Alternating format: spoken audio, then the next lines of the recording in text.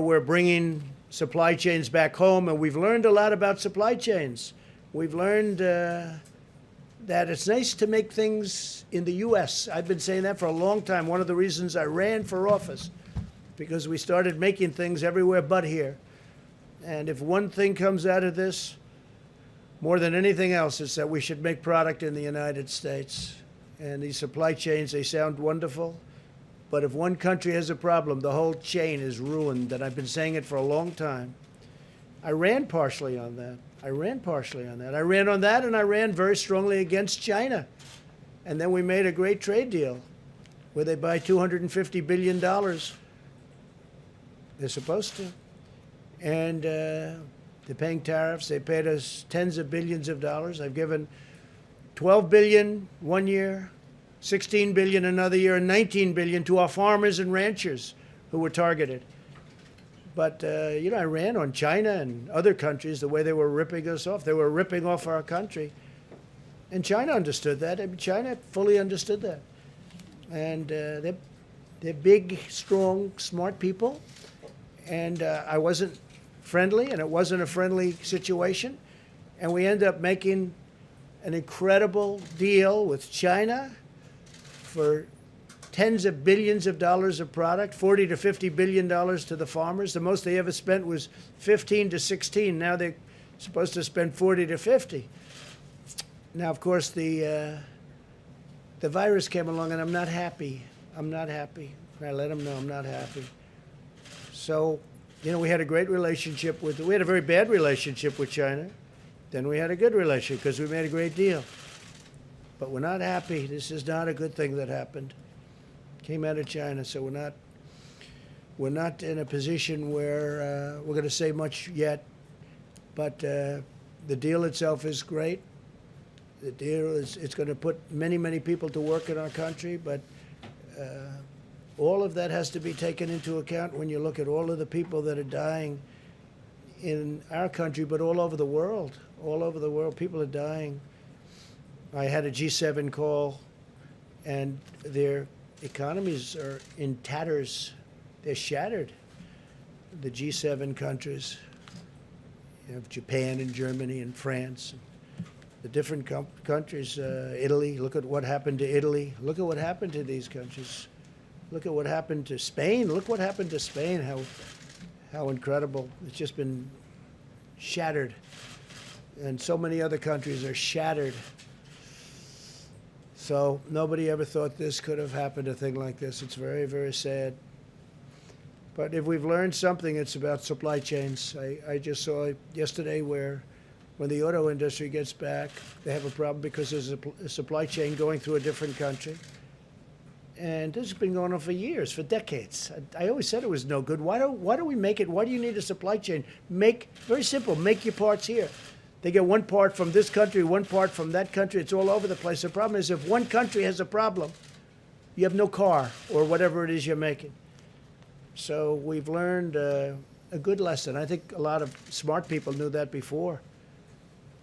But we've distributed many hundreds of millions of masks.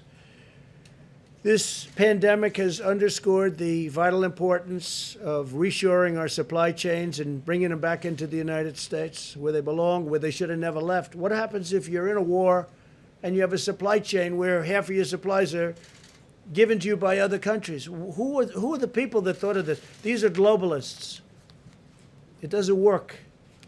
It certainly doesn't work during rough times, bad times, or dangerous times. So we're going to continue to fight the virus. We're talking to China. We spoke to them a long time ago about going in. We want to go in. We want to see what's going on. And we weren't exactly invited, I can tell you that. If you look at some of the investigations that are going on in terms of World Health Organization, and I'll take it a step further, World Trade Organization too, World Trade. We did years ago, many years ago, the World Trade Organization, from the day China came in, that's when China bloomed. They were mainlining it, and then boom, they were up like a rocket ship because they took advantage of every little ridiculous clause in the World Trade Organization documents. They were a developing nation. China was a developing nation. They make the cars, they make the plant, they make everything. And they're a developing nation. So we've had I might have gotten elected to a certain extent because of China and other countries. One of my big things was trade. The United States is getting ripped off in trade. Now Japan is paying $40 billion and buying a lot. That's before we even do the deal. U.S.-Mexico was a great deal. The NAFTA was one of the worst deals ever made in trade history. And I would also put the World Trade Organization in that same group. So I was very tough on these countries. With China, we made the deal, and we became friendly. But then this happened, and this is tantamount. This is something that's really incredible. I do want to read something that I just saw today on television. I was looking, and I just said, that's an interesting statement.